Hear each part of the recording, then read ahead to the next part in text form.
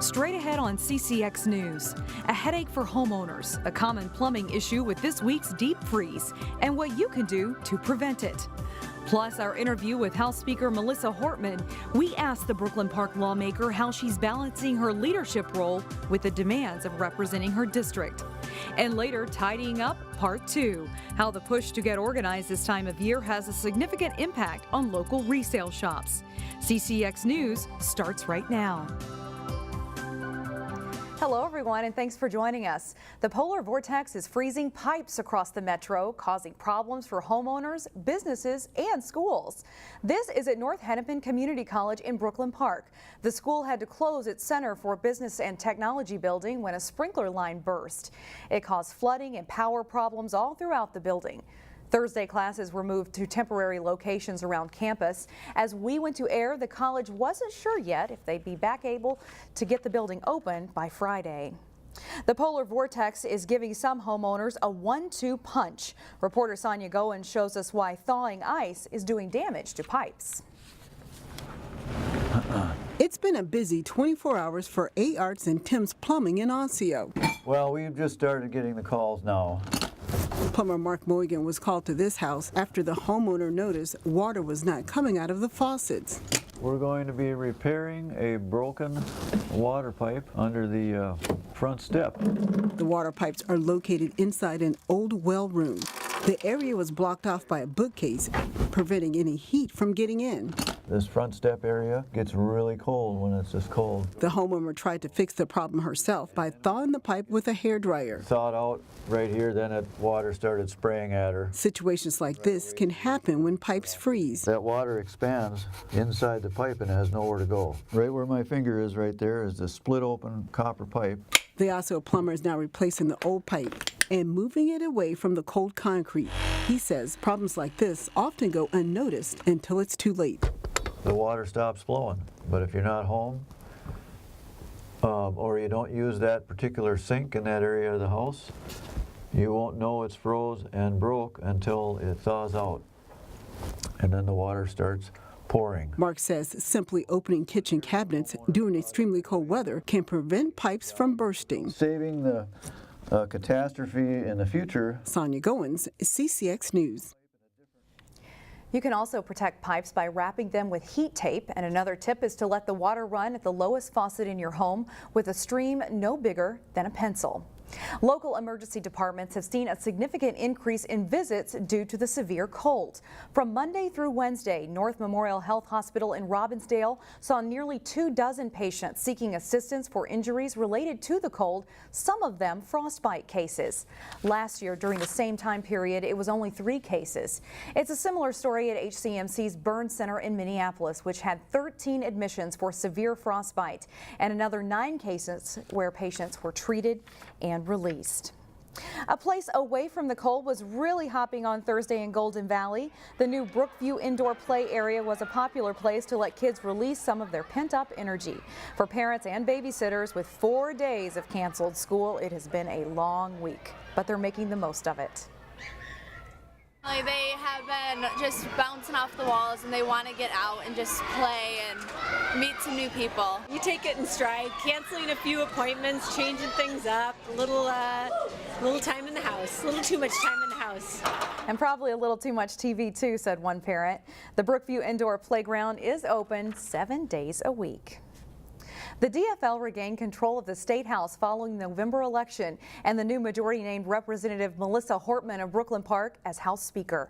As Delane Cleveland reports, it's a position that requires long hours and political maneuvering, but the new Speaker has high hopes about what lawmakers can accomplish over the 19-week session. I therefore declare Representative Hortman duly elected Speaker of the House of Representatives for the 2019-2020 session. With the sound of thunderous applause, Representative Melissa Hortman took the gavel on January 8th to begin her new role as House Speaker. It's been an eventful 3 weeks. In the 3 weeks since, the Brooklyn Park lawmaker says her new job has been filled with 17-hour workdays. I'm a little bit of a workaholic. It fits well. I have plenty of time to dedicate to public service now. Reports of standing committees and divisions. That workload includes meeting with fellow lawmakers and various stakeholders, and trying to get her legislative priorities passed with the Republican-controlled Senate in place. I think it will get more and more difficult as the session goes on for both parties to find things that they can support and get behind. Thank you, Madam Chair. A couple of the DFL priorities this session include allowing more people to buy into the Minnesota Care health coverage program and to provide paid family medical leave, pushing for paid family and medical leave for all employees. So when you think about all the different things we're trying to accomplish across a broad array of issue areas, the question we'll ask at the end of session is, have we made it easier for Minnesotans to afford their lives, to have, economic security and know that they can get the education and the training and the health care that they need at an affordable price. However, Hortman says it's too early to say whether these proposals will mean tax increases. First, we'll take a hard look at all the places we're currently spending money and whether that money is being effectively spent. And we'll look at what the needs are. Hearing no objection. As House Speaker, it's Hortman's job to cater to the needs of her party. But she says she hasn't forgotten about her constituency in Brooklyn Park and Coon Rapids. The way that I keep in really close touch with what's going on with my constituents is I read all my own email. So I know what people are raising to me. That is not a proper issue for discussion. 3 weeks down, 16 more to go. It's early. At the Capitol, Delaney Cleveland, CCX News. One other point Speaker Hortman brought up was the possibility of raising the gas tax to pay for transportation needs.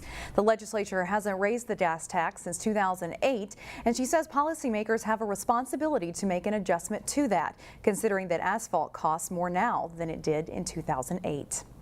In Golden Valley, a long wait is over. The city's very first brewery celebrates its grand opening on Friday. Under Pressure Brewing was started by a trio of home brew makers who decided to start a business. One of them, Lori Ertl, has won more than 40 medals at various competitions, including one that received a gold medal at the prestigious Home Brew Con. Historical London Brown, I researched history and books and studied it for 3 weeks before making it, and then started tweaking the recipe a little more and entered it in a competition in Roseville, Mash Out, which just was, and won a gold there, won a gold up in St. Cloud, and I thought I maybe do have a really good beer here, entered it in Homebrew Con, and it just was very successful. The grand opening is Friday at 4 p.m. Under Pressure is located near Highway 55 and Boone Avenue behind Truestone Financial. And we'll have more on the new brewery Monday during our weekly Business Matters segment. A development is in the works that planners call a facility that acts like a post office, but for packages. A short-term distribution center could be located on Highway 81 in Zachary Lane in Maple Grove. The building would be more than 67,000 square feet. The business model involves unloading packages on pallets, disassembling them, and then loading packages on trucks for delivery. There are expected to be between 125 and 135 workers at the site at one time. The name of the company has not yet been disclosed. The Maple Grove City Council will vote on the proposal in the next few weeks. Still ahead on CCX News, a Netflix show encourages people to find joy by cleaning out their closets. Their trash is sparking joy in a whole other set of people. Plus, second-ranked Wayzata gets set to face top-ranked Hopkins in a big girls basketball showdown. That story later in sports. But first, a weekend warm-up is in store. Temperatures in the 30s will feel almost like a heat wave. In part 2 of our series on the trend of getting organized, reporter Meredith Hackler shows us how a series on Netflix is affecting resale shops. And guess what? It's good news for you, the shopper. The show was great. We're gutting everything. Alyssa Udis is a big fan of thrift shopping. She recently watched the Netflix series Tidying Up, which revolves around the idea of only keeping what brings you joy. Whether it brings me joy was huge. I had gutted my closet about 2 months before I watched the show, and then went through it again, and I had 2 huge garbage bags full of clothes again to donate. So it really did make me decide, am I really going to wear this? We get people in here all day long dropping stuff off. And managers of consignment shops like Aaron Henty, and if we can put it to good use, we're happy to. Say the new craze is giving them lots of business. January is typically the time of year people start to purge from Christmas anyhow, but it's more of like the quantity of stuff that they're bringing in versus before they may pick over 1 or 2 items. Now they're actually going through their entire house. Aaron's shop offers customers an opportunity to make some money off of their old items or donate the ones they can't sell. We partner with From Me to You, and that offers a closed closet to individuals who have potentially lost everything. They may be homeless and are looking for something to kind of help get them through until they get back up on their feet again. Which makes customers more inclined to bring what doesn't spark joy to places like this. I feel terrible throwing things away. Tidying up can be stressful. Be prepared for it to get worse before it gets better. My house was a disaster for a few days before it started to get really a lot better. But those who have been inspired by the show say tidying up their own space turns out to be just as satisfying. The weight lifted off of your shoulders. You walk into a clean and tidy space and it just gives you so much more clarity. Clarity by tossing out what doesn't give you joy and making room for what does. You look at things in a different light and you feel like, I don't really need that. It doesn't bring me joy. I just have it. And then once you can kind of clear that out, you just see things that make you happy, and that's great. So Shannon, I think my biggest takeaway from this is that we all have way too much stuff. Like she said, she goes, there's things you have that you're like, I just have this. Like, why do I have this? You know what I mean? Have you started cleaning out things? I have. I started going through some of my clothes and I'm like, I'm probably never going to wear this again. The one thing that is really hard for me to give up are all my dance shoes. I was a dancer for a long time. I think it's maybe time to finally part ways with those. Keep maybe your favorite ones. Yes, definitely. You could do it. All right. Thanks, Meredith. Up next, knowing science really pays off for a group of Wayzata students. But first, Terry Tuma talks about glow-in-the-dark fishing lures on his weekly ice fishing tip. John Jacobson is in next. The Hopkins and Wayzata girls basketball teams are each undefeated, and they've been ranked number 1 and number 2 all season in Class 4A. They play for the first time this season Friday night. Yesterday, we heard from top-ranked Hopkins. Here's Jay Wilcox with more on number 2 Wayzata. They've been on a collision course all season. Now the first meeting with Hopkins is here, and the Wayzata girls are pumped up. Yeah, I'm super excited. We always, circle the day on our schedule, but I think, if we play as a team, we do what we do. We don't go into their game. We have different styles, so I think we just have to play our game, and it should be a good matchup. I know that we're going to go in the game. There's going to be a lot of people there. We're going to both have equal amount of pressure. It's going to be a big game for both of us. I think just keeping our composure and knowing that they're a really good team and they have just as many good players as we do. And then I think just knowing that we trust each other. A lot of teams that play Hopkins are intimidated by the Royals. The Wayzata girls have plenty of respect for Hopkins, but they don't fear them.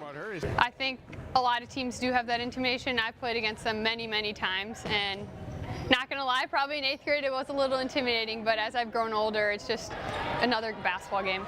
The first time you play them is always a little bit of a shock because they're very physical in your face, but we're all used to playing them, so I think that should definitely help.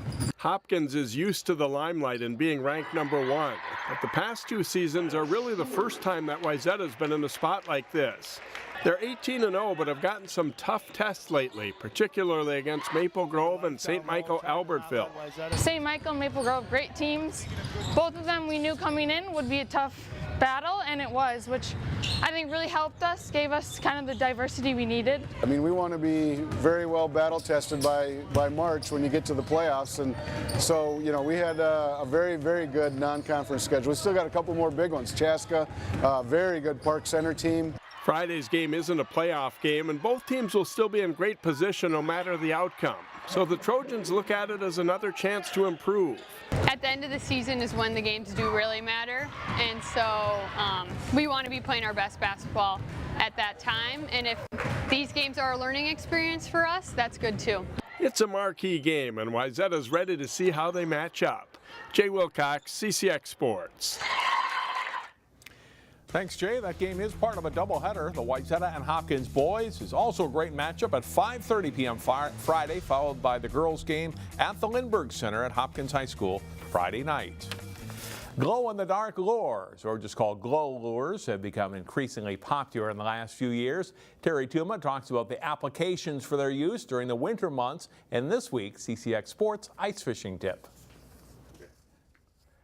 Another question I had recently at the ice fishing seminars was glow lures. Do they work? Yes, they do under certain conditions. One is going to be deep water, night fishing, cloudy, a lot of snow cover, milky ice. But we also have to understand too with glow lures is, so often we charge them, and it's the amount of charge that we have to really take a strong look at. Do you want a more subtle glow, or do you want a real bright glow?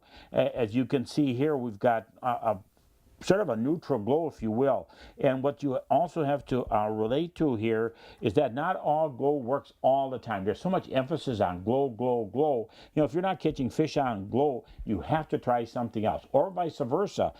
But also too, depending on the manufacturer, some are going to glow longer, some are going to glow brighter, depending on what kind of a paint application that they have on those specific lures that you're going to use. But do they work under certain conditions? But do not get hung up on strictly glow. Part of the reason that they're so successful, so many anglers are using them. Thanks, Terry, and that's all for sports. Shannon, back to you. All right, thanks, John. Up next, from protons to photosynthesis, a group of Wayzata students are standing out in the region for their knowledge of science. Now here's a point of pride to keep Wayzata students and parents warm today. Students won the National Science Bowl regional competition this past weekend, and they will advance to the finals this spring in Washington, D.C. The U.S. Department of Energy sponsors this competition, and students had to answer questions about biology, chemistry, earth and space science, physics, and math. If students place in the top 2 teams nationally, there are some big prizes. They haven't announced this year's prizes, but last year's winners got an all-expenses paid science trip to Alaska to study glaciers. That would be cool. Good luck, guys. And finally, the show must go on, and Maple Grove Senior High students are making sure that will happen on Friday for their annual benefit concert. This benefit concert benefits Hopewell Music Cooperative in Northeast Minneapolis, which is a group that provides reduced cost music lessons to people in need. In addition to the 22 acts on stage, including everything from mariachi solos to singing and dancing numbers, there's also a comic, and there's a silent auction too with some great prizes like a year's coffee pass to Daily Dose, among other highly prized items. So we'd really like to raise $3,000, which might be a lofty goal, but that's what we're going for. Already before the event, we've raised about $700, which is super awesome, and we're really excited to hopefully meet our goal this year. And the doors open up at 6 p.m. on Friday at Maple Grove Senior High Theater, where the silent auction will begin, and the show starts at 7 p.m. So you can find more information on their website. And that's all the time we have for now. Thanks for joining us. Stay warm. We're starting to get warmer, and that's a good thing. We'll see you right back here again tomorrow, starting at 4 o'clock.